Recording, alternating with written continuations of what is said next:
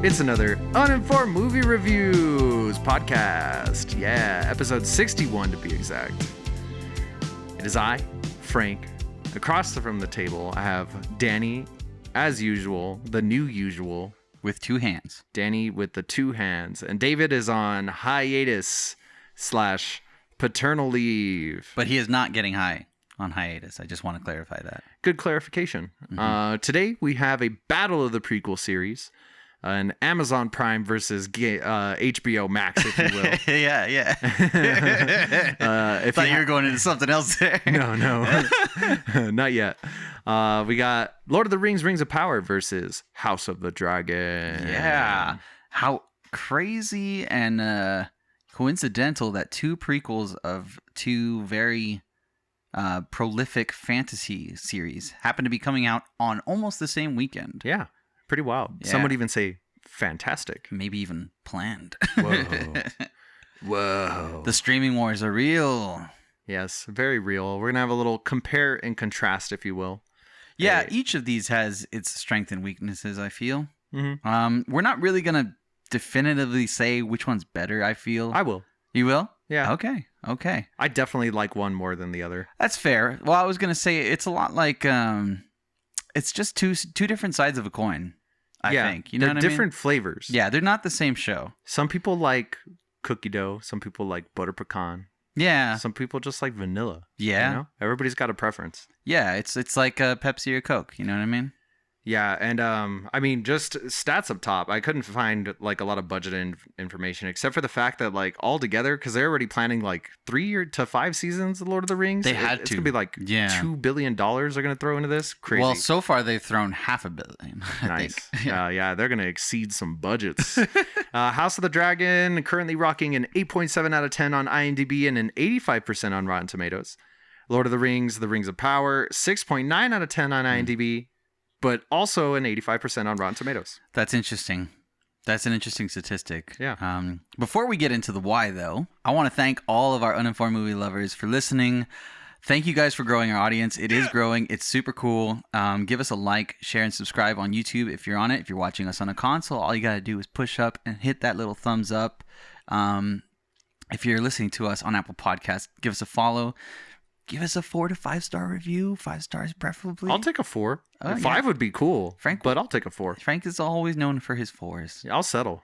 If you're on Spotify, please hit follow. We'll show up in your homepage on Sunday mornings when these come out. I guess without further ado, we're going to get into the episode right now. So, let's see. All right, I guess we should just say first impressions. This is usually what we do, right? Yeah, and caveat where we are comparing like the first 2 episodes that have come out. Yeah. But like overall, like it's kind of hard to say. Yeah, defined. So I think you know what? Up top, it should be said, and I think this is fair. Like I have watched more of the Lord of the Rings prequel, and you have watched more of the Game of Thrones prequel, but because I think that's where our allegiances lie at this point. Perhaps, yeah. I've watched all of Lord of the Rings except for 4, which is the most recent. Okay. So I've seen 1 through 3. Yeah. I feel like I have enough to judge thus far, at least what my feelings are on. I think the best way I can put my initial impression was I watched the Lord of the Rings, The Rings of Power. I feel like I want to say the full title. It's kind of hard to say it all every right? time. Watched the first episode. And then we immediately watched the second episode. We were like, yeah. And then like, I think it was the next day that we watched the first episode of Game of Thrones. And I was like, all right, well, I'm going to have to get around to watching that second episode before we could do the podcast. You know, that's kind of the sentiment I had with the Rings of Power. I had to watch the second episode 3 times. Really? Because I fell asleep within the first 20 minutes. Oh, wow. Like, no, I've been watching the Rings of Power episodes like on Friday when they come out. That's pretty cool. Look, like let's say, let's compare intros.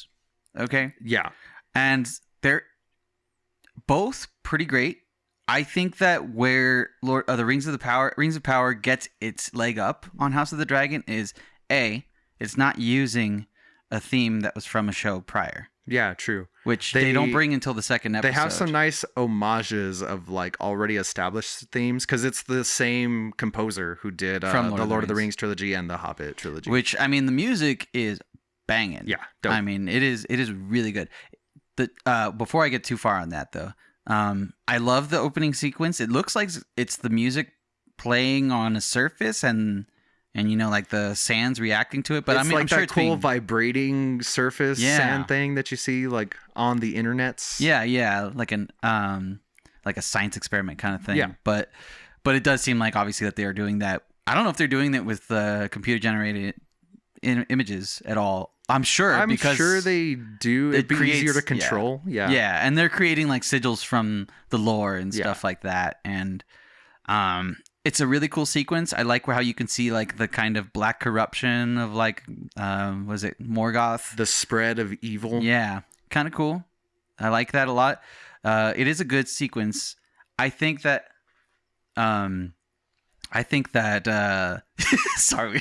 Sorry, we're distracted because there's like lizards on the window. Well, there was a lizard. Now there's two lizards. Now they're tag teaming. They're hanging out. They're being buds. Really cool.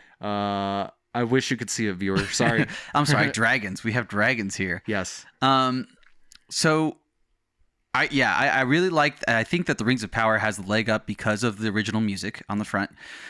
The Game of Thrones. I'm sorry. The House of the Dragons one. It does lose some originality because it has to use a abbreviated version of the original song in some ways. Yeah. And even like visually, they still have like a tiny bit of like the gear turning aspect that Game of Thrones intro had.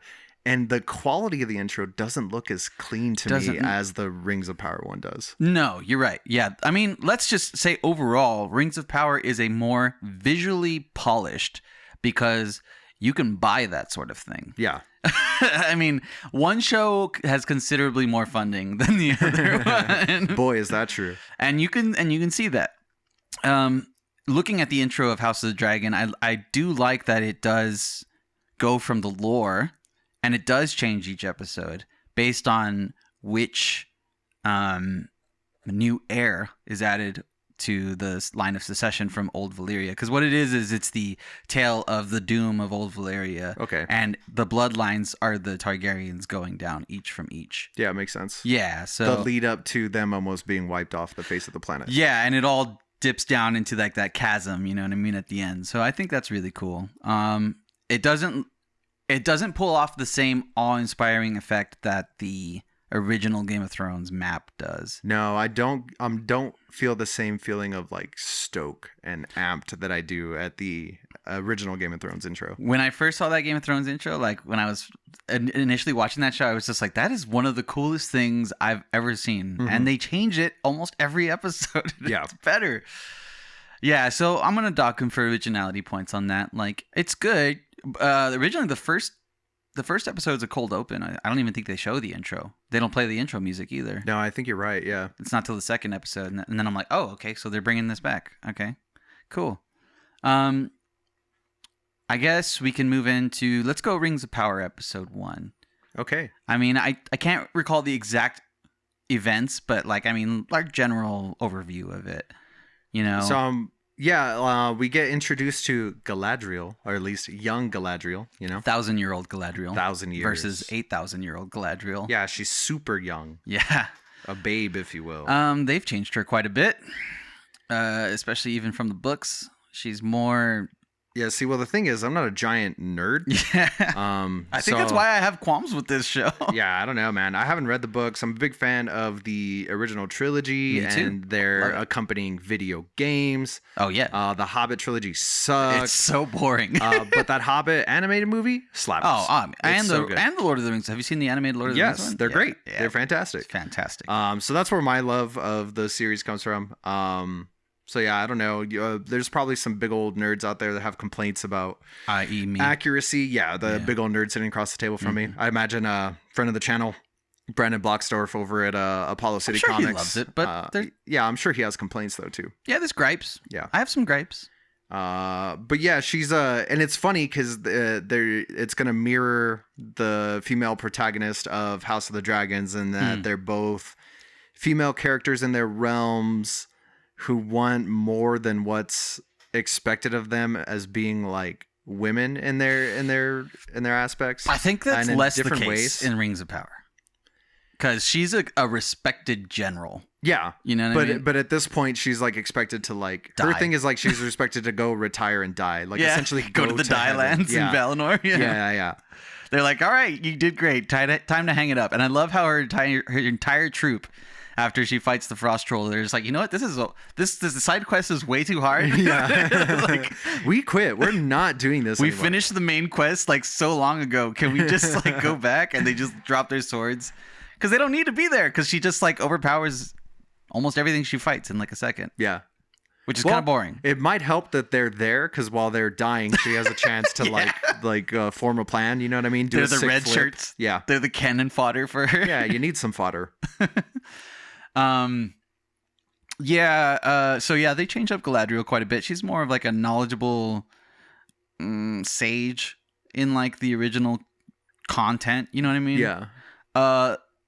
Overall, they have a really cool prequel. I mean, not a prequel. What's the word I'm looking for? Like a prelude to the episode. Yeah, of super young Galadriel, Yeah. like, and her brother, and like his struggles in the war, him Yes. dying, her picking up the sword. The so to first speak. age of men. Yes. So it's back when she's a child, which is 1,000 years ago or something, and her brother Finrod is like an elven warrior. Sounds a lot like Finrod. It just should be said.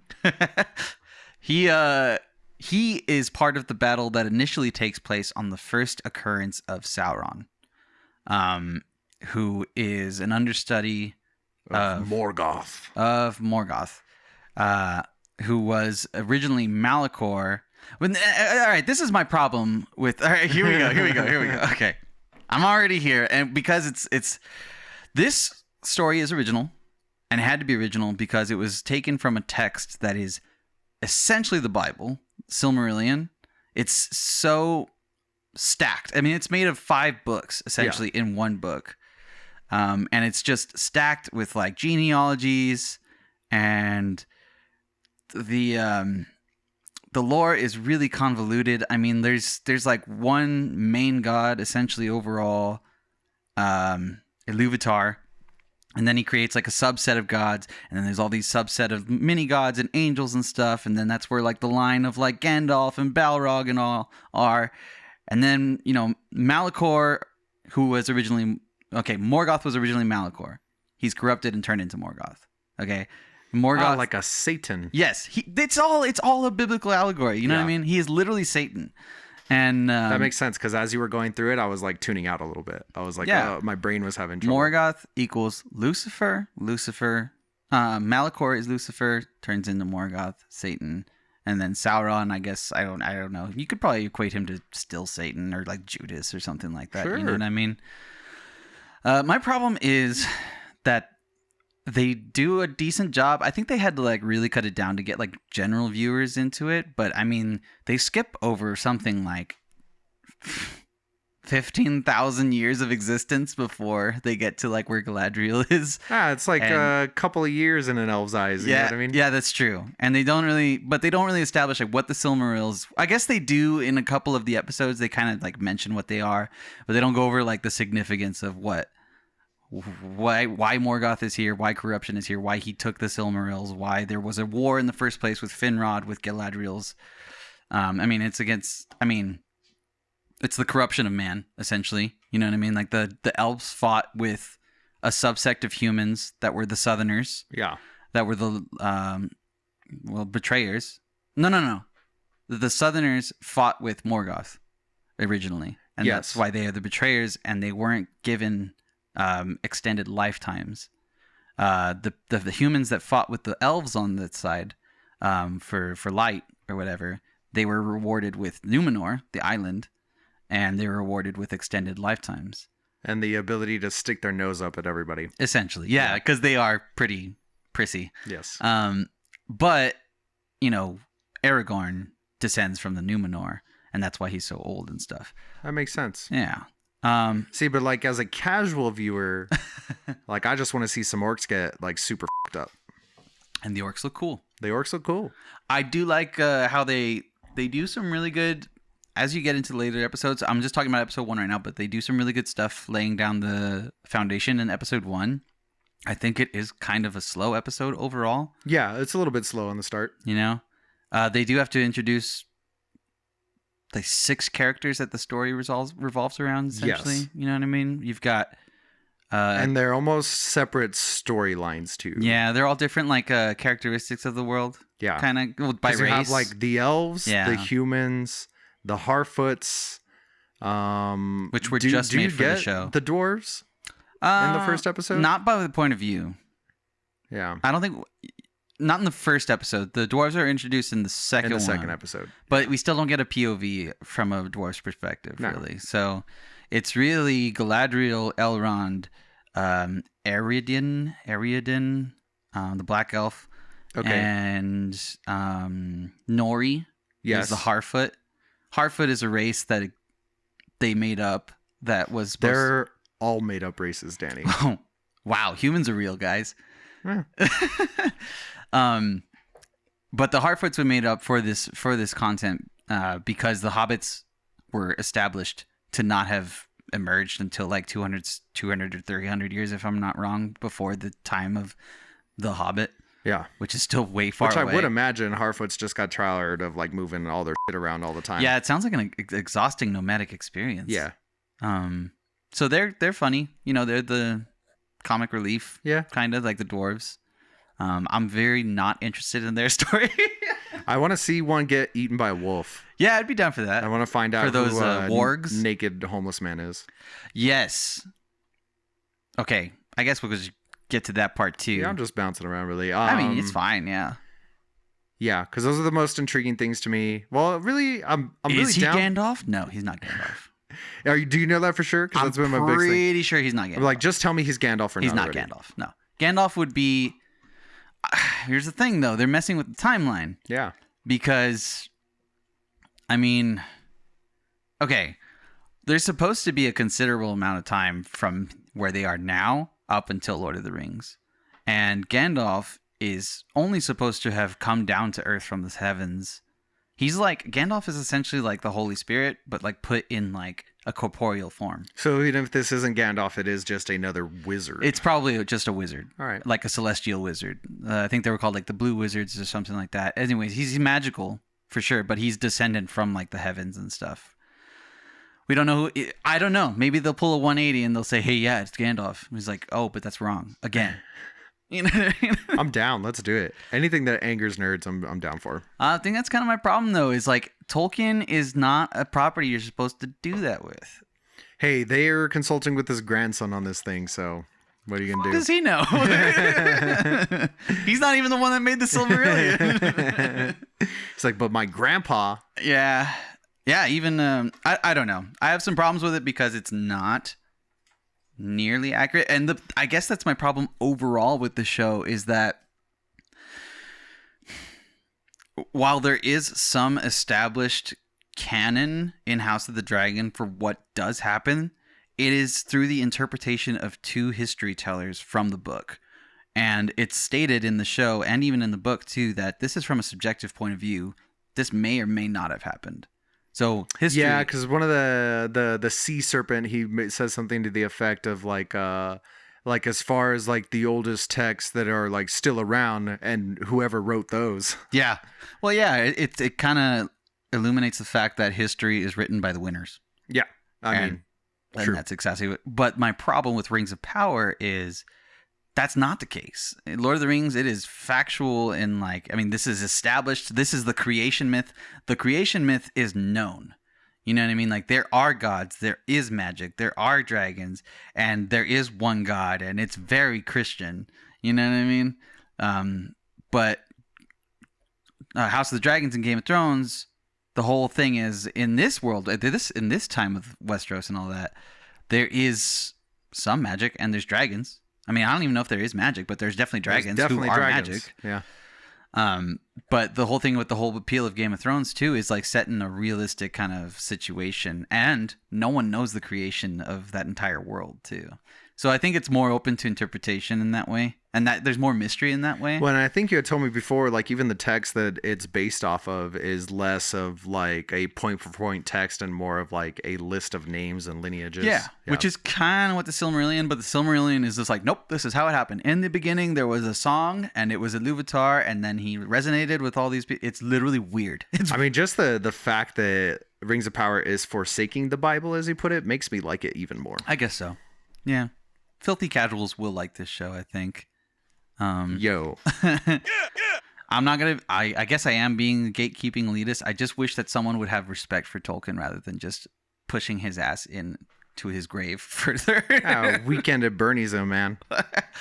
Aw, there's more respect. Because I have respect for it because you have to acknowledge also that Song of Ice and Fire, House of the Dragon, all of it, obviously is derivative of Tolkien. It's a response to Tolkien. It's like, what if I made this an mature rated fantasy that is everything that Lord of the Rings was not? You know what I mean? And that's where the two tones shift for me for the show. They're like, what if Aragon whipped it out? Right. What if one of these sisters and these brothers were like making out and actually having a secret affair on the side? And what's the famous George R. R. Martin quote where he's just like, you know, I always wanted to go into, I was left, I'm going to paraphrase. He's like, I was left unfulfilled at the end of Return of the King because I felt like there was so much more story to tell. Is Aragorn just a good ruler? You know, he questions like humans as rulers, kings as rulers. Like no one's actually just good. You know, looking what I mean? at you, new King of England. Yeah, that's what I'm saying. Well, and that's my problem with. That's kind of my problem with the Tolkien verse, but it's also my problem with this show too. Is that it's just so black and white. You know what I mean? Like, oh, evil forces are descending upon this beautiful land once again, and it's just like, okay, yeah, but there's more gray morality, and everyone's a piece of shit in House of the Dragon, which I like that. Yeah. You know what I mean? There's more intrigue to like, oh, I liked this character this episode, but they did some messed up shit on this last episode. Yeah, that's fair. I feel like it may be too early to summarize, but I was thinking about this earlier today, and it's like I feel like for the casual viewer, Lord of the Rings is going to be the more enjoyable watch. Where I was telling David earlier today when I was talking to him, picking up the camera, hey, camera. I was like, Game of Thrones feels like the Star Wars prequel to me, where I'm just like, okay, this is too much of the politics for me. Like we've turned the gauge too far to the politics, and now I don't want to watch anymore. Yes, they are focused more on the political intrigue of this first part, I think. Whereas Game of Thrones always had politics, but then somebody got their head caved in. Or ice zombies. Yeah, or ice zombies. And good fighting. You know what I mean? Yeah. And I think that now that it's got its feet, I mean, it really has to set it. Just like Rings of Power has been setting the stage, I'm sure there's going to be some sweet battles. Like, there's some cool shots in Rings of Power of mini battles already, even like in the prelude and stuff. But, I mean, from the stuff I've seen from House of the Dragon, like, and where I know that the story is going, like there's some really cool battles coming. I already the dragons look better than anything in Game of Thrones ever did, I think. But I'm just gonna say visuals wise, I think I've already handed it to Rings of Power. Yeah, there's just more money. Even the first time they bust out the dragon in House of the Dragon. The first thing I said was, that dragon doesn't look very good. No, the yellow one? Yeah. Cyrax doesn't look that best. But the cool, like the weird Caraxes one who's like... That big old boy? Yeah, the one who's like a snake almost. He's like deformed. That one's really cool. And I like that they introduce more as and they all look different is what I really like too. That was kind of the problem with the original Game of Thrones is all three except for... what was the black one named? I don't remember his name. Couldn't tell you. Drogon was the only recognizable one. The other two were just... And the other two. And the green and the yellow one. Yeah. But I mean, look at like Rings of Power. Yes, it succeeds in that it has more practical sets. It has giant, huge spanning shots and like really great aerial shots. It does capture the Peter Jackson cinematography. I'll say that. Does it capture this Peter Jackson pace? No. No, I think that's fair. I feel like there are moments in the episode that I'm like, oh, this is cool. Oh, they're going about more of the story. And then there are moments that I'm just like, oh my God, this is really annoying. Like, I don't care about any of this goofy shit that's happening right now. I like the Harfoots. I like the goofy ones. And the dwarf stuff. I mean, dwarfs are. It's just. I guess that's. They're angry. They're mind. They're secretive. They do what they do. I think that. Yeah. I guess they're capturing like the Tolkien voice there. Where like even Lord of the Rings, there's goofy moments and stuff, and The Hobbit, there's goofy moments, and there's traditionally a lot of singing, even that's written into the book. You know what I mean? And a little bit of stuff. Sexual tension between Sam and Frodo. Yeah, I mean that's actually sexier than whatever they've got going on between. Nori and Wizard Man? Nori. No. The human who is the healer of the town and the black elf. Healer of the town. Oh, yeah, that's boring. She's got that son that kind of sucks. That it might be his like kid. You know what I mean? I don't think that's his kid. I don't think that's what that's doing. One of the theories. Is that it's his kid or that it's Halbrand's kid? I don't think that at all because they're barely crossing that line of like, hey, I know we're not the same species, but we should knock parts. I don't know. But the kid, Theo, I think is his name. I like Theo Huxtable, I believe. Chester Copperpot. One thing that I really dig about Rings of Power and that I think keeps me going now is just like, all right, now it's time to figure out who they're laying the seeds for who Sauron is. Yeah. Because Sauron is deceptive and has made himself, in the texts, he originally made himself as an elf to like deceive, to create the rings and then to deceive after all. My money's either on, like, I feel like Ador, I don't know if they've showed him early like enough. Ador is the red. No, he's the red herring. Yeah, he's the red. I think it's more likely that it could be Theo because he's already getting corrupted by the hills. Okay, I was thinking it's Theo. It could be Halbrand. Okay. Because he just showed up out of nowhere in the middle of a sea with a company of people that he didn't care about and was all about survival, and somehow he's able to like silver tongue his way into like being in the Numenor with them and stuff. He is pretty charming. Yeah, and he's playing the side of like mysterious, good, kind of chaotic neutral right now. But did you see him like take down those people? He smashed those guys real good. Yeah, where did that come from? You know, he was bashing that dude's head in the wall. Yeah, there is some brutality in the show that I'm like, oh wow, like surprising moments that I'm just like, cool. Show me more of that. Yes. Don't give me this stupid, boring, goofy shit or this unnecessary. There are some dialogues that just go on like way too long in that show. A little bit. Sometimes they get a little bit too elvish in the speak, and I'm like, hey, yeah, whatever. It reminds me of being stuck in a van with Brandon and him trying to read me all the poems and songs from the Lord of the Rings books. Oh no! No, dude, no, do not. That's what I'm saying. That's where if they go too hard Tolkien, they're gonna lose the caches. Yeah. But if they're too accurate, then they're gonna be good. Yeah, but I get the point of not being as accurate. You don't want to like have viewers who are just like, oh, this is going to happen next. This is what's going to happen next. Like, yeah, they're doing that in the House of the Dragon too. You know what I mean? They got to change it up a little bit. I just feel like they kind of compressed time too much. And I feel like the risk with House of the Dragon is going to be like, no matter how good it is, are they going to change things so much that they're going to shit the bed at the end like they did with Game of Thrones? Well, that depends, because there is a distinct end to this that everyone knows what happened. I mean, the history is interpreted differently in between, but I mean, everyone knows how it starts and then everyone knows how it ends. At least the history that was written by the winners. But we are viewing it from the perspective of the losers to the end of this story. And the funny part is, if you're a pretty staunch Game of Thrones fan, there's a moment in season 4 where Joffrey actually says what happens in the end of House of the Dragon, what happens to Rhaenyra, and it's pretty tasty. It's a throwaway quote too, which is really cool. Nice. We'll see if they stick to that. That's a good excuse to start watching Game of Thrones again, and then just like finish watching it before it fully ends. Yeah, they've both come from properties, IPs that have kind of wet the bed and then like shat the bed. Yeah. So, and but I have been feeling the call of restarting both properties. Before I watched Rings of Power, I rewatched the trilogy, and God, it's like it's one of my favorite film. I've considered it all one film, dude. It's so good. Let's play the PlayStation 2 games again, dude. Lord of the Rings 1 through 3, amazing. Yeah. I mean, it's just so good. It's so good. And then The Hobbit comes through and it just shits the bed 3 times straight for we 3 were hours straight. Do you remember how excited we were to like go see that first Yes. one, and then how like you fell asleep. apprehensive we Yeah. were? I mean, I'll fall asleep if we go see a movie after 10. That's just a thing. Well, especially if it's a boring ass. Yeah, that movie sucked. Dude, it was bad. You can't stretch that movie into 3 movies. No. But they did.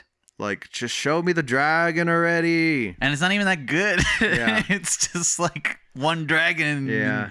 And It's Benedict Cumberbatch. He's all sleepy Yeah. and suave. Yeah.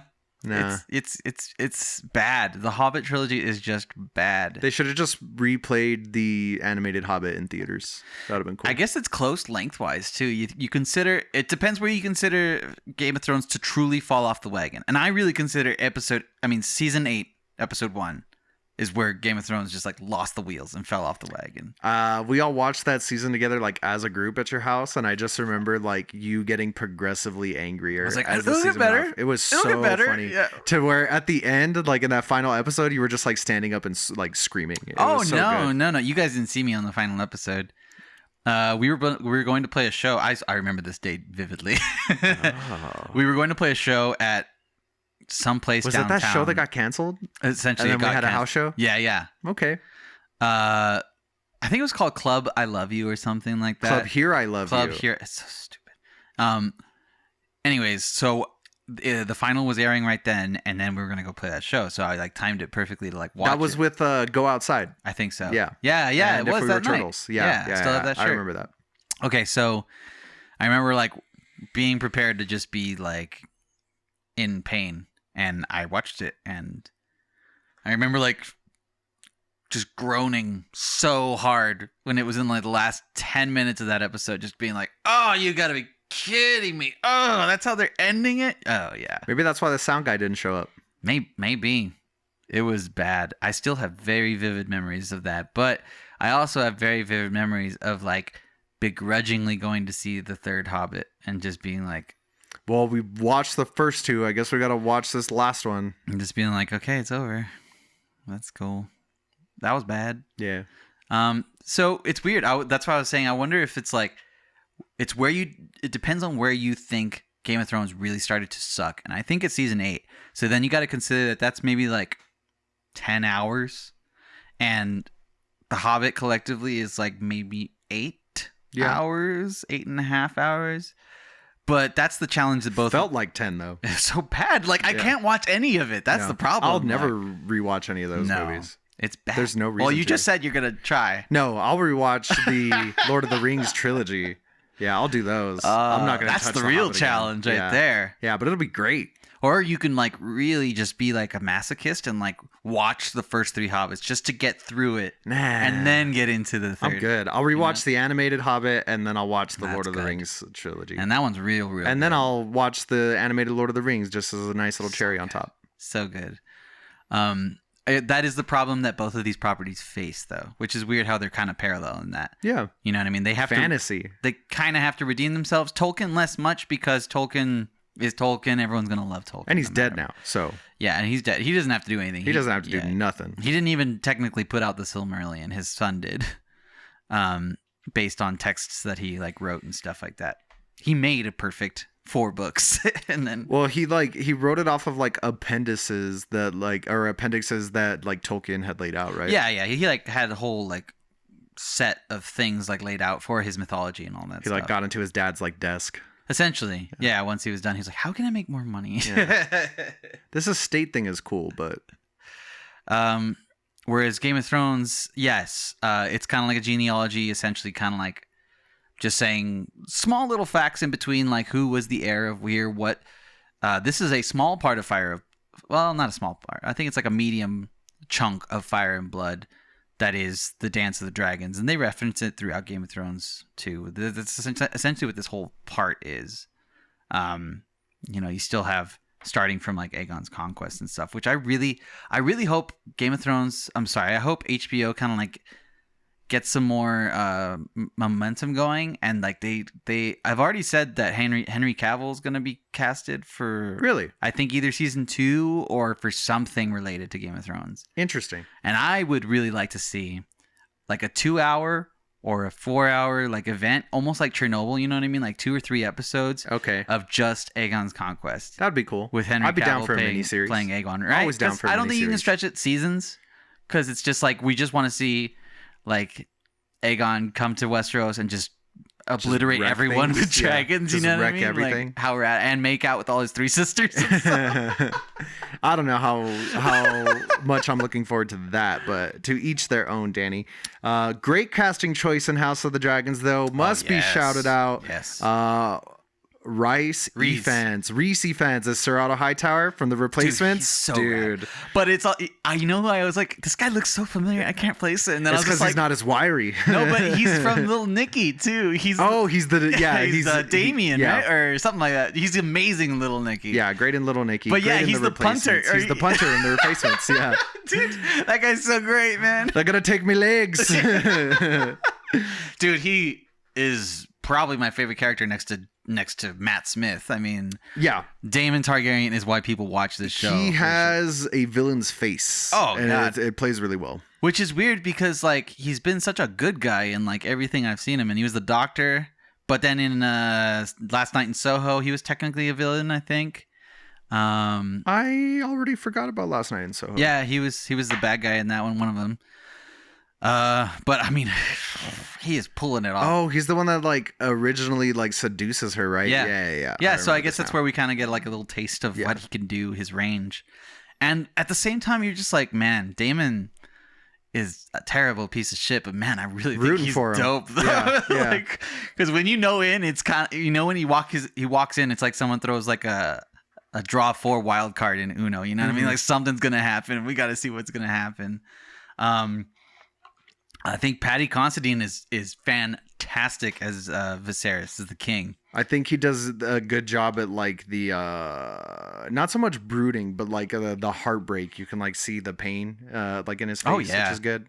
You can see that he's like a little bit lost and like trying to put up like a strong front. There's this. I saved it exactly for this moment too. I'll probably put this up on the video. Nice. But I happened to walk into this is the perfect meme. I'm sorry, I'm gonna show Frank. I'll show you guys on the video right here too. That's really good. It's Viserys after every episode, and it's the picture of Ben Affleck just like smoking outside his house. That sad Ben Affleck with the crown on him. Who else is cast in that thing that we know at least? I think Young Rhaenyra is pretty good. Yeah. Who else is in here recognizable? Just a bunch of people. No one that I Just can a really bunch of recall. folks. I think the guy that plays Kristen Cole is pretty good, especially when he's snapped on this last episode. Yeah, I think the cast overall is good. Yeah. I think they did a solid job on getting those, and I like that it's like earlier versions of houses are alluded to and stuff. And as far as casting for the Rings of Power, the Galadriel casting is perfect. I think that is a perfect cast. I think that And I think she's doing a good job acting wise. Morpheed Clark. oh, is that who that is? Yeah. I know her from a movie called, I think, Saint Maud. I think is the one she was in. Never seen it. So it's like a semi-horror movie. It's an A24 movie. It's pretty good. The casting for Elrond, I feel like that guy's doing a pretty good job. Young Ned Stark. Yeah, young Ned Stark. Yeah, he's doing good. He doesn't look anything like Hugo Weaving, but Yeah, what are you gonna do? what are you gonna do? I don't think there's anyone Super recognizable. Yeah. Oh, there is one Game of Thrones member. Well, 2 Game of Thrones members in Rings of Power. That is who we already mentioned, the man who plays Elrond, and the one who plays Adar. Okay. Did you recognize him? No, I didn't. I thought he looked like what's the guitarist's name from The Faceless? Michael Keane. Michael Keane. Yeah. I was like, this guy looks Especially like Michael now. Keane. Yeah. Sorry, that's a bad joke. He is Benjen Stark, Uncle Benjen. Okay. Yep. Yeah. That is a good casting choice. I like that actor too. The Arian, I can never say his name. Ariandir. I was like, Aryan. I don't know. He's okay. The one who's like, well, okay. So his subset of the story is essentially watching. Oh, you're talking about Ismael Cruz Cordova, who I've never seen. In I've before. never seen him in anything too. I mean, he's fine. Yeah, serviceable. He's like, he's a wood elf. He's all about like duty. You know what I mean? Yeah, he likes duty. Yeah. He's in The Mandalorian, but I haven't watched that. So I love The Mandalorian. Well, his part of the story is essentially watching Mordor be created. Okay. The Southlands where he's at, and he's in prison, and all the tunnels and stuff that they're burrowing and all that. It's gonna be Mordor, and that's what the sigil. That makes was. sense. Yeah. How they turned out it was a map. Yeah, That's I did where pick that up, and this is where we come for our last hold. They're taking all the trees out and everything. Yeah. Bum bum bum bum bum bum. Yeah. Boom. God, Love it so much. I can't wait to watch The Lord of the Rings again. They did put in something lore-wise that I was just like, I didn't know orcs couldn't be out in the sun. Yeah. Apparently they're Aren't like they vampires. Vampires? Yeah. No. I'm pretty sure they were corrupted elves. Interesting. So you have the Harfoot point of view, which is with essentially finding the identity of the wizard. You have Arondir, or whatever his name is, with the creation of what will be Mordor. Yeah. You have Elrond, who is collaborating with Celebrimbor, the elven smith who originally creates the Rings of Power. Yeah, when they introduced him, I was like, ooh, he's going to do a bad thing. Yeah, I know who this is. But did you ever play Shadow of Mordor? No, I did not. Dude.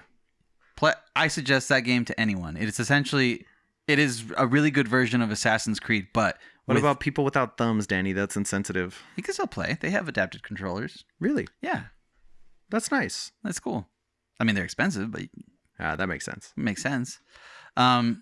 Yeah, I mean, it takes place with the person. I think Celebrimbor is in it, and it's essentially in a space in between Lord of the Rings. But it's really good. Anyways, Celebrimbor is going to do a bad thing, but he doesn't know it because he's being manipulated.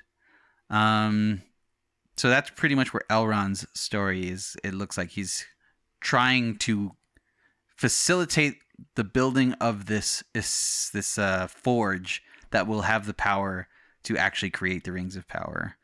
But Sauron is going to be the one who actually creates the power. One ring to rule them all? Well, he creates them all, and he puts his essence into each one of them. Something that he's created into all of them. Okay. And then, in secret, he makes the one. Huh. You know what I mean? So that's how he's able to control them all, is because they're all like essentially like Horcruxes. You know what I mean? Yes. Parts of himself. Yes. That he just, to bring it in from the Harry Potter fans. So you're telling me he's going to insert himself into the rings. Exactly. Okay. The boy who came to die. Avada Kedavra. Yeah, okay. And then, so we have Galadriel, who's kind of just all over the place, right? I mean... She's on a mission. She's trying to kill Sauron. I mean, her ultimate goal is she's like, I need to wipe evil off of the face of the planet. And she's realizing that Sauron is coming to power again. Mm-hmm. I'm trying to think, who else's point of view are we missing on Rings of Power? That has got to be it. Except for like the Harfoots, and we're going to discover who this wizard is. I imagine he's going to help at some point. Who Ziggy Stardust is. Yeah, who the hell Ziggy Stardust is. Starman. I just heard that song today. Yeah. So excited to see that David Bowie movie too. That does look really good. Yeah, I'm pretty stoked on that.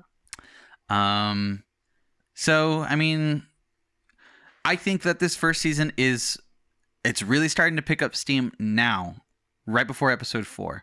But I think episode 1 was kind of lackluster for me, and episode 2 I was just like, man, this really needs to catch its feet. And then episode 3 came around and I was like, okay, all right, cool, now we have people in here, we have a purpose for the show. I need to like figure out. That's funny. I feel like by the end of episode 1 I was like, I have feet, let's go. Episode 2, I wish the third one was out already. Watched it immediately, already consumed the fourth.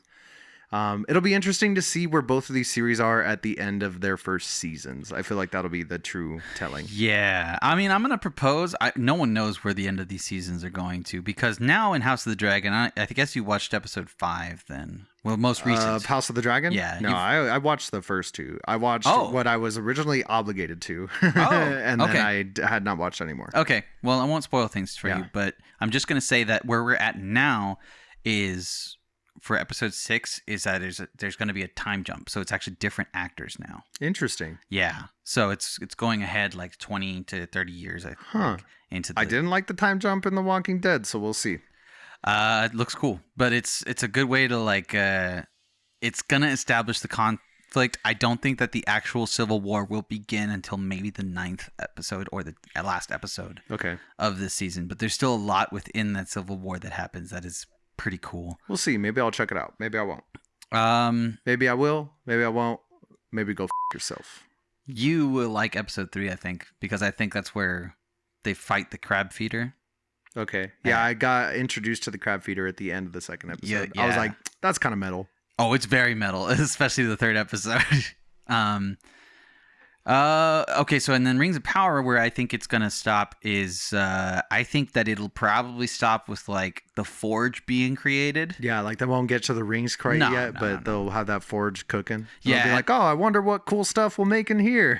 Weird. Wink. What's that weird black land happening over there? I really think that Mordor is gonna be getting started, and then Mordor is almost getting there, and then the forge will be created, and I really think that's where it'll.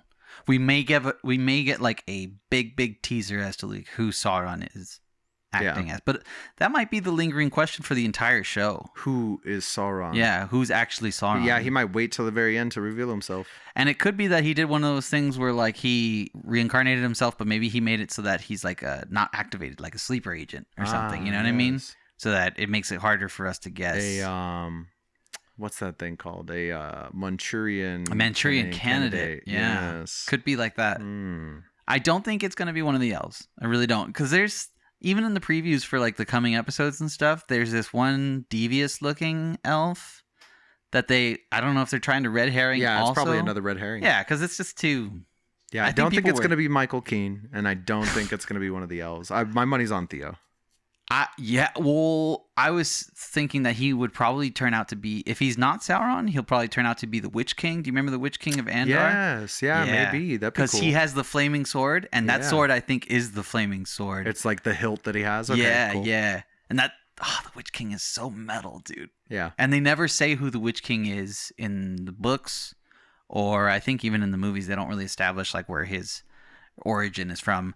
That, or maybe he's just another one of the ring wraiths, the 9 kings of men could be. that turn into that. So could be. Either way, I like to see. I'm excited for Theo's corruption. I'm excited to watch him go down the hole. I think it's going to go down that way. And I'm really excited. I think like my top 3 characters for Rings of Power are I do like Hilbrand.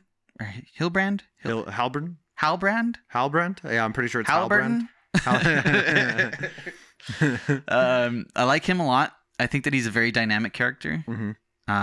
At first I was just like, all right, who's this hot guy that they're just putting in the middle of the sea for her to like fall in love with? And I was just like, oh, he's playing her.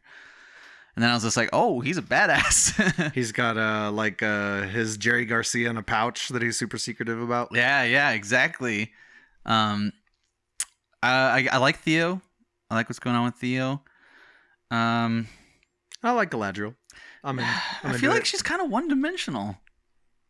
You know what I mean? She's like she's the detective that's gone rogue who like is still trying to catch the one that got away. You know what I mean? Yeah, which I'm down for. I'll watch an 80s cop movie. I'll watch an 80s cop movie any day. They're making a new Beverly Hills Cop, so that's true. It's still a thing.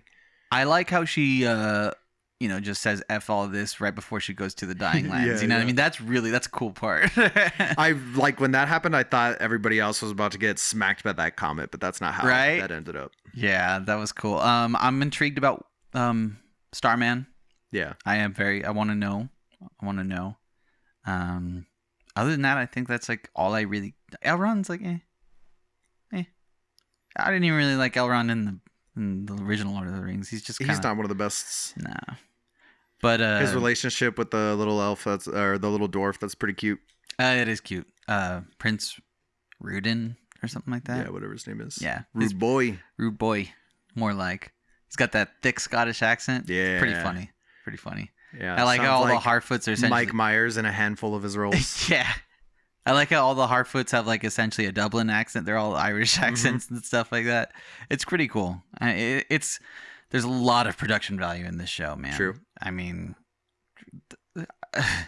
those like far out CG shots of like all the cities, I'm just like, damn, that looks so good. Damn, you definitely overworked a team of underpaid engineers to do this and then promptly fired them. For sure. Yeah. I do think that the costumes look so far, but there are no orc-like characters in House of the Dragon. There's no like prosthetics and stuff like that. I still think that the costume design is better in House of the Dragon and more believable. Maybe it's the darker tones or something like that. Maybe, yeah. But some of the costumes are cool in Rings of Power. I think that the Numenor have really cool costumes. I think that Aradin's costume, the wood elf one with like the face on it. Yeah, his that's chest cool. piece, that's I really do like cool. that. The elven armor is cool always. Oh, and we already got a little taste of the Ents too when the comments coming in. Dope. I got really excited. I was like, "Oh, Treebeard!" Yeah. Well, they're already teasing the Balrog, and I was just like, that's pretty excited. I'm excited for things to come. Yeah, that's for sure. There are some big things to come for this show, I'm sure. Especially if they try to make it. They'll have the money to keep doing it too. Like it's Bezos money, man. Them Bezos pockets run deep. And it's Tolkien. People are gonna watch it no matter what. Yeah, you know what I mean. Like, I don't think that Game of Thrones has that kind of legs yet because the book series isn't done. Yeah. For one, and if they hadn't shut the bed so hard on the HBO series, I think that if season 8 had landed, man, this thing would just be like. Then we'd have a bit more of a fair fight, like financially. I still think it comes down to taste, and I do like Rings of Power. I'm not gonna like.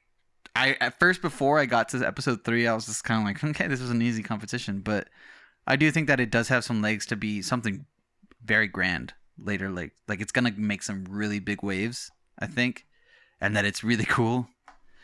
I just think House of the Dragon every episode, I'm just like, but I like the boring political stuff that's in like the original Game of Thrones. Yeah, see, like it makes my eyes roll a little bit. Oh man, I'm all about it. I'm all about like the douchery and like the backstabbing, and there's a lot more of that going on here. But I mean, I think now it's starting to get more to like actual conflict.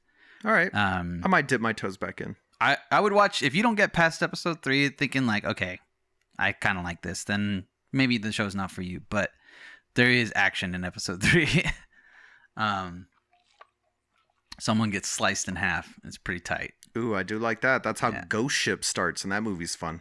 Dude, talk about a gem that we need to talk about on this. Oh, Spooky Month. Spooky Month right around the Speaking corner. of which, that's right. I got to like tell you guys, this is the last piece of content before Spooky Month essentially How exciting. starts. Yeah. Yeah. Our favorite part of the year here at the channel, and probably for most of you also. That's right. We're going to be putting out some more spooky content. I guess before we put a pin on this, we should just say, I mean, we've already established it. Like, I really like House of the Dragon. I'm more invested in House of the Dragon than I am Rings of Power, but I do like where Rings of Power is. I will continue to watch it. Yeah, I am more invested into Rings of Power and where it's going, and I might check out some more House of the Dragon. So we'll see. What do you think? Tell us in the comments. Let us What's know. better? Doesn't even have to be better. What do you like about both? Write us a letter and then just make it into a paper airplane, toss it into the wind, see if it gets to us. My money is that it won't. Probably not. Most people aren't very good at making paper airplanes. They go like 5 feet, crash on the ground. Well, you heard it first here on Uninformed Movie Reviews that House of the Dragon is definitively better than Rings of Power. Incorrect. I'm the host of this episode. What do we have next, Danny? Well, I'm the host. You that's tell me, going to buddy. take us over to...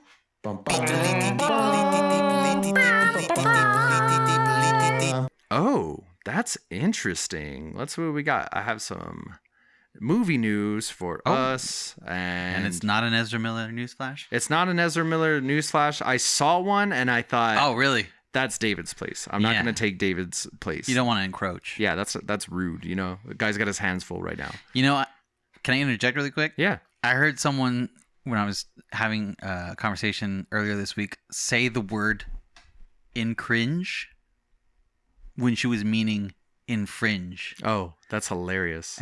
And she said it like 3 times too. And like, I don't want to, you know, incringe on anyone's like territory. And I was just Did you fringe? Yeah, it took a lot for me to not say anything. I'm sorry. Are you mean infringe? Anyways, I think you might be saying that wrong. I digress.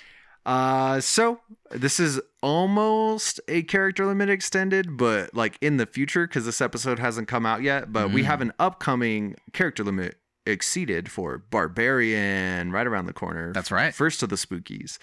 And this Barbarian director gives disappointing update on prequel sequel possibility. Dude, what's going on with these horror movies now? Just like doing the prequels back to back. Yeah, what are you gonna do? Although, I mean, the last one that did it, Pearl and X, I mean, probably one of the best movies I've seen this year. Well, from this headline and from the little bit of the article I read earlier, that's not what's going to happen here. This is from MovieWeb. Actor and filmmaker Zach Kreger's bonkers horror film Barbarian has been a sleeper hit at the box office, and fans are already calling for a follow-up movie.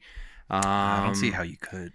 Barbarian's shocking mid-film twist and the end leave the door open for a prequel or sequel, but unfortunately, director Zach Kreger is in no mood to direct them.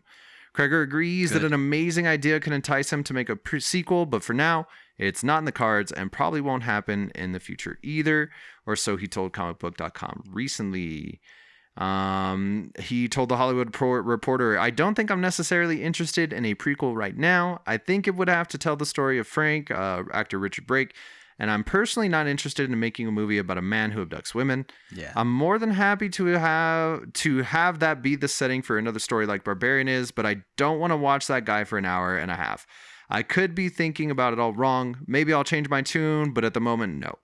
There's a sequel I joke about that I would love to watch, which would be the mother surviving her gunshot and having to integrate into society.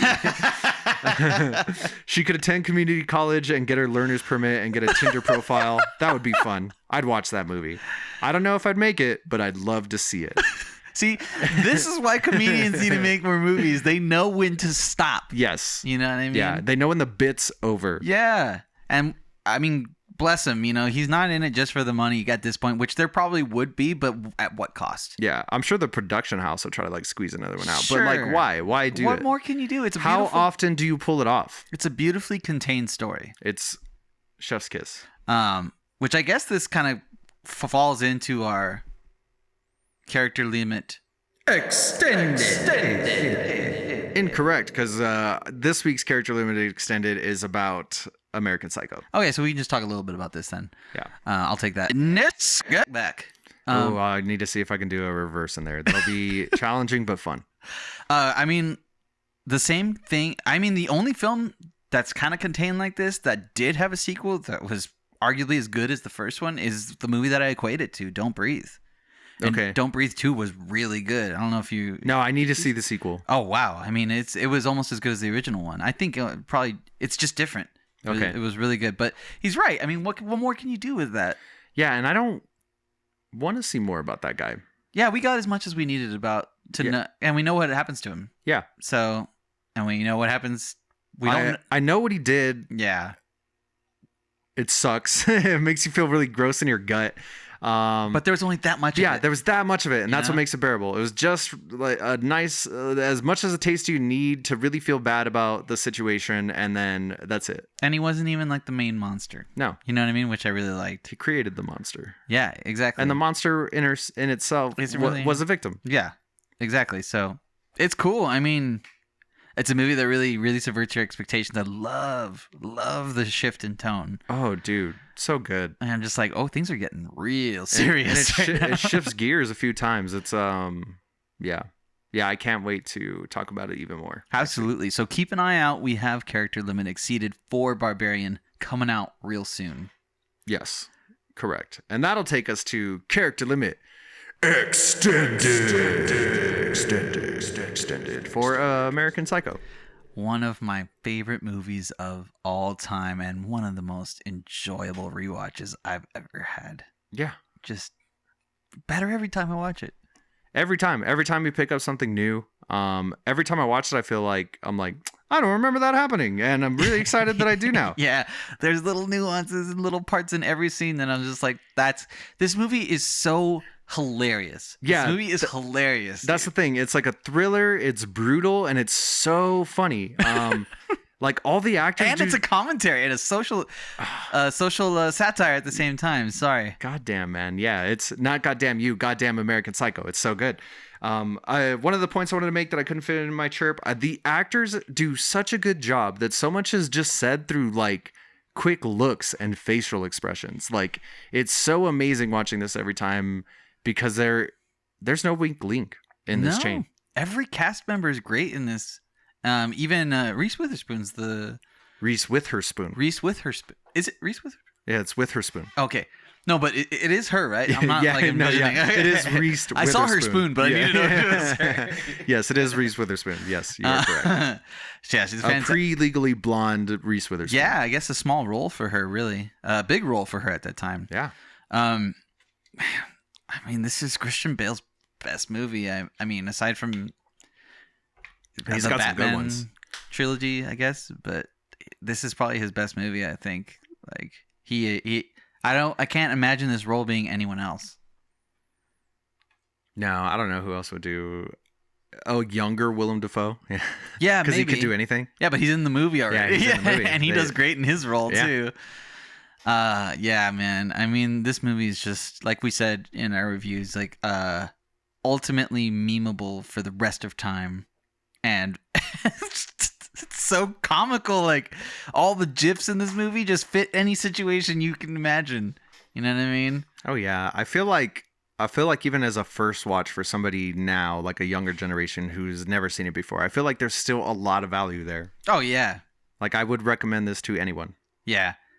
There's there's even some references that are probably like way out of date for them, but I mean, still just the overall like pace of this movie and like the content of it, like they'll love it. I would recommend this movie to anyone. If you haven't seen this movie, I will be very surprised. Yeah. And recommend that you immediately watch it because you can watch it for Spooky Month. Yeah, and I'm sure if David would hear, he would say something like, "What could you really add to the conversation at this point? My name's David Pena, and I'm kind of dumb." Something like that. Oh my God, we're how terrible. So actually, David is here in spirit because he did send us another voice message to play at the end of the discussion for. It seems like we have a repeat caller calling in. Yes, long-time listener, second-time caller, and do we have anything else to say on American Psycho? No, I mean it's amazing. Go watch it. Let's see what David says. Watch it now. And we'll see if he's even talking about it. I don't think he's talking about it. I'm pretty sure this is about the Rings of Power Hot D debate. David knows how to talk about Hot D. Facts. Hello, guys. I had a feeling that maybe there'd be a split decision on the fantasy showdown of Game of Thrones versus Lord of the Rings. So I thought I'd call in and drop my 2 cents here, maybe break this tie. I haven't seen either of the shows. Great. I started Lord of the Rings and I fell asleep like 20 minutes in. Thank you. And I haven't even attempted to start Game of Thrones. So I don't know. My bad, you know. How useful. But anyways, all this fantasy talk does make me think of a fun fact that I already told Danny, but it's this is I guess a question for Frank. Role. Frank, what is the dirtiest part of the human body? Behind the ears? Wrong. It's the butthole. He told me that joke too, and I don't.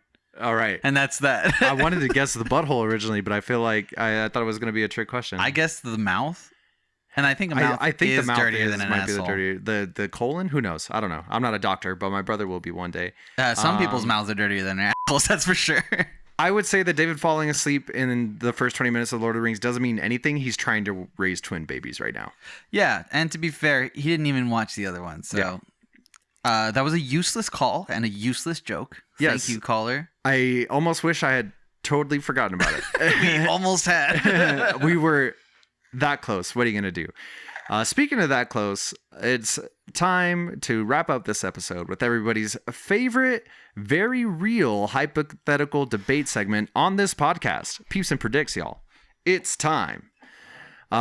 This is the segment where we take two peeps, or people, if you will, sometimes real, sometimes fictional, and we pit them in predicaments, or a predict, if you will, and we'll see who comes out on top. The current reigning champion is the Predator, I believe, from the Predator franchise. He finally dethroned one Neo, the one. Oh, yeah, that's right. Did you already grab a predict? No, this is a leftover. Let me grab one. I've got the peep here. Who are our peeps this week, Danny? We're starting off with... I'm so glad I chose this one. I put it in today. I'm excited. What you got? Elrond versus L. Ron Hubbard. That's fantastic, Danny. Sometimes you do something weird and I'm like, Jesus Christ. And sometimes you do something weird and it hits so well. I love you very much. Thank you. Who would do a better job at reciting the tagline to Movie Quest? Interesting. Obviously, this is kind of hard to say because Elrond is a very influential figure in all of Rings of Power. He does have a lot of pull and political power. That's true. He is a political figure. He's used to like making grand speeches. Elvish seems hard to talk, so he probably doesn't get tongue-tied very much. He's got a silk tongue, if you will. However, L. Ron Hubbard has made a everlasting empire off of like slinging bullshit. Yeah. Yeah. He like and started literally a cult. writing crap. Yeah. Yeah. So it's hard and to making say. people believe it. Well, he's not writing the tagline to Movie Quest. He was reciting. a prolific speaker, though. Was he? I don't know if I know what L. Ron Hubbard's voice sounds like. Terrible. Sounds like a blubbering idiot. But Like, I mean, he's at least like enunciates. You know what I mean? Well, but Elrond in both depictions of him is a very prolific speaker. Yeah. You know, and you're right. He does speak several different languages. I don't know if L. Ron Hubbard spoke different languages. probably not. Probably not. I doubt it. Sounds like a dirty American. Yeah. I would have to give the edge to Elrond. I would say so Number too. one, because he's not an actual human piece of Yeah. And number two, I would rather hear him speak. Yeah, than Elrond. I gotta show you Elrond Hubbard's voice after this. Yeah, I'm excited. It's really weird. So Elrond gets us. Let's put him in a second predict. Yes, there you go. Look at that. You're almost going to screw up the rules, myself. but you caught yourself. caught I'm myself. very proud of you right now. For our second predict of the evening, who's more likely to be wooed by the Goblin King while visibly being underage? I also did this one. Wow. Okay. This is a reference to Labyrinth for all you young folks. Yes. A very problematic David Bowie movie. Yes, Dance Magic Dance. Amazing movie. Jim Henson, you could almost never do anything wrong, but you got real close. Got real close there. But I still love him dearly. Do you remember going to the Mopop when I went to visit you and Jake in Seattle, and then me crying at the Jim Henson exhibit like 3 times that day? God, It was amazing. it was amazing. Truly beautiful. A man that did not deserve to die too young. Yes, what are you going to do? L. Ron Hubbard did. When you live the life of a hippie puppeteer, you die a hippie puppeteer's death. You know, get rich or die puppeting. There you go. That's what they say. I guess he did both. It's on bumper stickers, yeah. The man who did it all. The boy who survived. This is interesting. I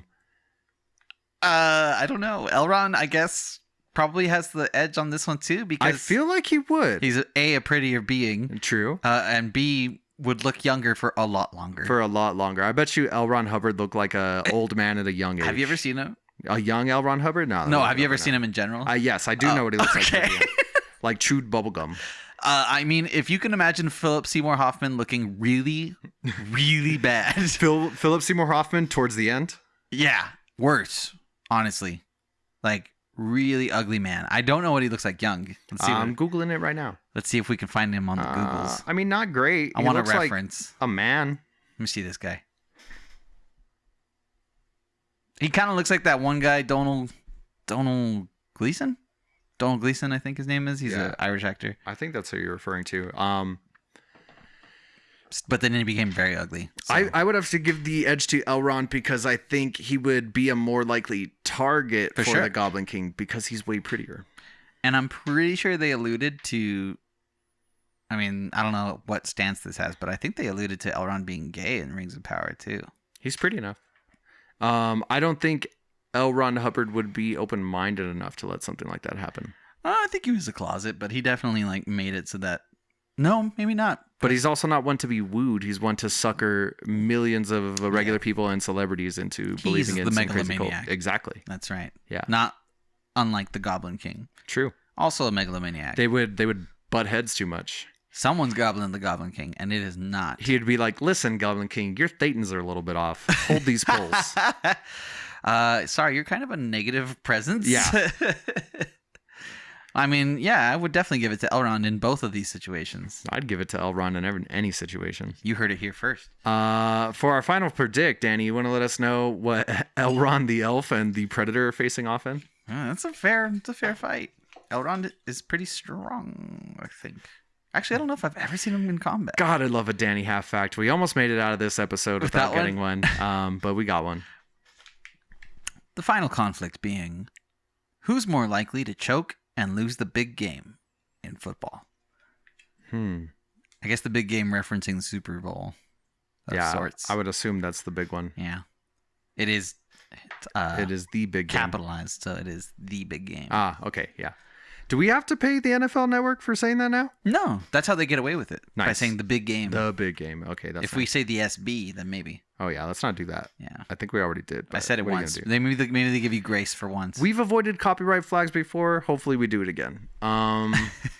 We've also gotten them, so what are we going to do? It's really easy to get it. Yeah, apparently it's really, really easy.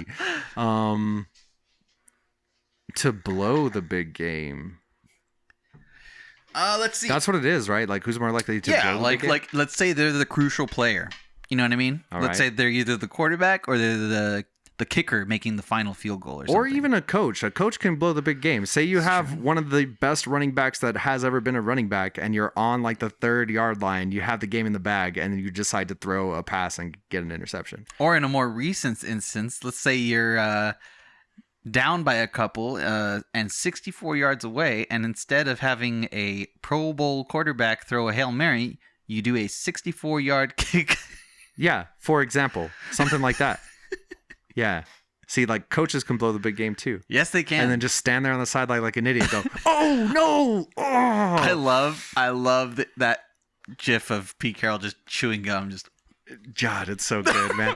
The way he kind of puts his hands, like his elbows on his knees and just kind of cradles there for a second. Like, oh, I'm such an idiot. Why did I do that? Why did I do that? Still in every compilation ever. That's beside the fact. I feel, man, this is a tough one. I mean, should we put him in I feel like neither of these beings would know the rules of football as they are now. You know what I mean? Well, the Predator maybe. I mean, the Predator adapts to every situation. That's true. Who can learn things on the fly. So if you gave him like a practice game, might be pretty good at it after that. Even I would say even if he was in the game at the first quarter, by the end of the 4th quarter, he would have a pretty good idea what's going on. He'll pull a Dallas Cowboys. Yes. Elrond, maybe. Elrond doesn't. He doesn't seem terribly athletic. That's exactly the point I was going to make. Okay. He's a politician. Well, if anything, he would be a good coordinator or like, you know what I mean, a head coach. That's true. Maybe even offensive. Would the Predator? All right, let's look at it in all 3 facets. All right, Predator as a quarterback would probably be stellar. He's got the accuracy. He's got the strength. Elrond as a quarterback? No, I don't. No, he'd be glass. Yeah. I would even say, like, in the 3rd situation of them being, like, the defenseman to make the crucial stop, the Predator still has the edge there. Yeah, the physicality is not there. Even as a kicker, Elrond might have a talent. He does have a kicker's physique. He's widery. He looks like he plays soccer. Yeah. Or footy. As a coach, Elrond might have... He would probably have the upper hand. Because they'll have the personal skills, too. That's true. So then that's two situations. Well, I feel like that's the only situation Elrond would take it away, though. Then it's kind of even because Elrond has kicker, Elrond has coach. True. Doesn't have quarterback. No. Predator has quarterback for sure. But the Predator, much like Booby Miles, he'll throw the ball, he'll run the ball.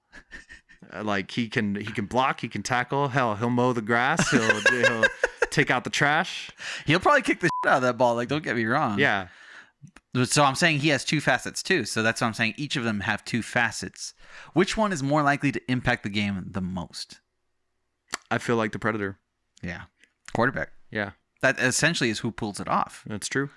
Receives directions from the head coach. Even if you're not an idiot head coach and call the wrong play at the end, like at the end of the day, it is in the quarterback's hands. The quarterback can either be, a baller and just realize that it's a shit play and take it into his own hands. Yeah, it's kind of crazy that it didn't happen. It's kind of crazy that they weren't like, what? No. yeah. No, we're giving the ball to Marshawn Lynch. Yeah.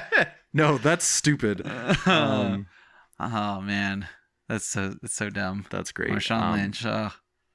But unlike the Seattle Seahawks in that Super Bowl, the Predator is the winner of this Peeps and Predicts round. Once again, taking down Elrond, taking home the ring.